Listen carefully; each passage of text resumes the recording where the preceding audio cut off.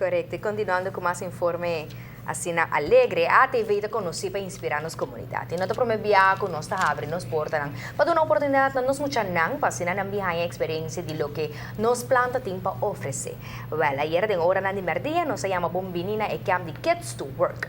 Na onda ko hopi entusiasmo nos colega na di Team G5 a pasa que mucha nang den nos added booth ng departamento de gráfico e den coração de nos planta está em master control e na adrenta production room e na final ng ahaya un round lighting de no estudio ng principal ya conoce diferente cara di nos Team G5 aqui na ATV. É muito nang kutawa ta sumamente curioso a queda fascina cultura lo cual kunanga experiencia de no estudio nang ite hasta a verá que quizás ta algo kunang lokiar hasi de futuro. Na tao ta tinha oportunidade de intercambiar pergunta nang cultura sunang ko forma parte de experiência aqui e nos saca masha hopi potreatnes.